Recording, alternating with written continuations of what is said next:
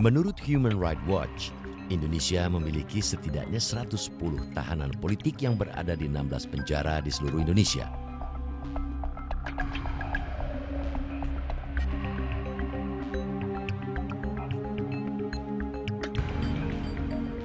Para tahanan politik ini dipenjara karena menyuarakan aspirasi, pendapat, dan ekspresi mereka. Atas dasar inilah, Amnesty International lebih memilih menggunakan penyebutan tahanan hati nurani daripada tahanan politik.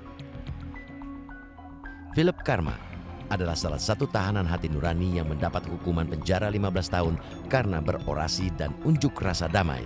Oh, kena pasal 106 dan 110 KUHP ya.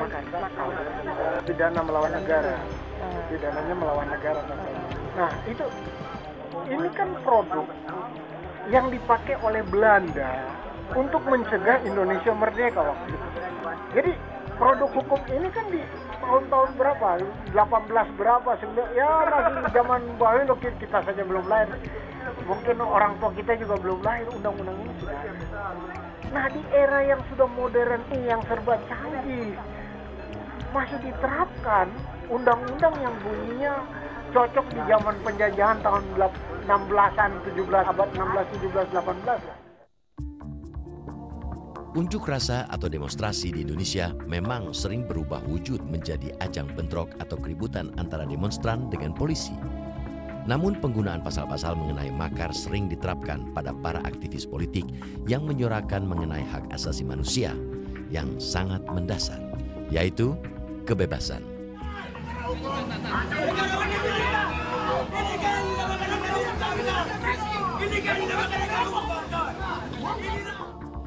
Para aktivis Komite Nasional Papua Barat misalnya saat ini berada dalam penjara karena melakukan aksi damai. Dalam tahun 2012 ada sekitar 51 anggota KNPB yang ada dalam penjara Indonesia saat ini. Hanya karena melakukan aksi secara damai, melakukan aktivitas secara damai. Ditangkap dengan tuduhan yang sebenarnya tidak punya bukti sama sekali sampai hari ini. Di Wamena ada 13, di Timika ada 6, Biak lagi ada 2, terus di sini ada sekitar berapa itu? 16 diambil. Jadi itu ditangkap dengan tuduhan yang tidak benar. Hanya karena pada saat kami lakukan aksi damai, jadi 4 Juni pada saat itu kami di blokade. Di blokade polisi tembak, kami punya massa ada sekitar 3 orang yang lewat, 2 orang sampai sekarang belum ditemukan.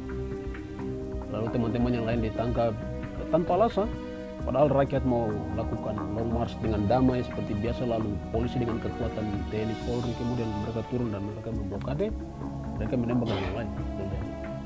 Lalu kami hitung ada sekitar 22 yang sudah meninggal dalam tahun 2012. Ya hanya karena anggota KNPB, hanya karena aktivitas aksi dalam menyampaikan ekspresi secara damai di muka umum.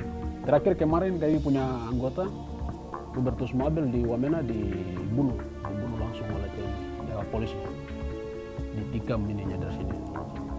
Berondol dengan senjata pertama dilumpuhkan lalu ditikam dari atas. Ya kalau ada bukti pidana yang dibuat oleh kawan saya, ya kenapa tidak diproses di hukum lalu ditembak langsung?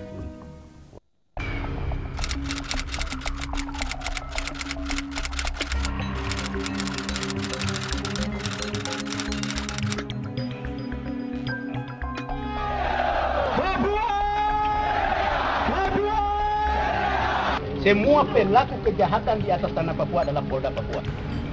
Australian Foreign Minister Bob Carr has called on Jakarta to investigate the killing of a West Papuan activist, Maka Tabuni, allegedly by members of a unit called Detachment 88, which has received training and support from the Australian Federal Police.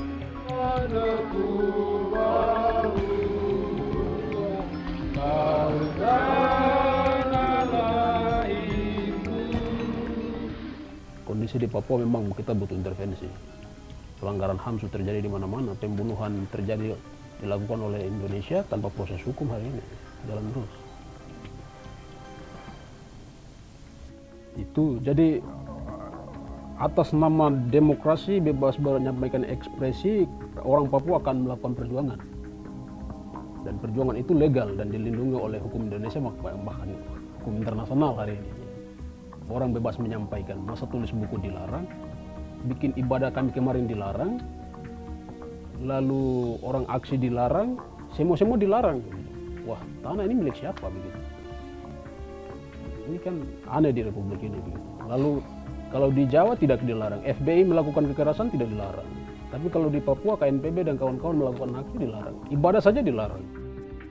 Ini kata makar ini adopsi dari bahasa Belanda. Makar itu artinya itu penyerangan. Gitu. Makar itu artinya penyerangan. Jadi kami orang Papua ini tidak pernah melakukan penyerangan-penyerangan. Tindakan-tindakan tertentu untuk kita melakukan, kita misalnya mau bakar rumah ini. Kita mau bakar rumah ini. Kita bawa korek api, minyak tanah sampai di tempat ini. Itu belum bisa katakan kata makar. Karena belum ada tindakan nyata. Gitu. Atau kita berorasi, misalnya rakyat datang, mereka mendengar apa yang kita sampaikan, terus selalu katakan kepada kami bahwa itu pasal penghasutan atau Anda menghasut rakyat. Tapi apa yang kita buat, kita berbicara hari itu, apa yang dia lakukan hari itu? Tidak ada tuh. Begitu. Jadi itu keliru. Itu negara keliru, atau aparat keliru hari itu. Jadi itu mesti kembali kita belajar lagi. Negara ini perlu belajar ulang. Jadi mesti harus ada pendidikan politik khusus.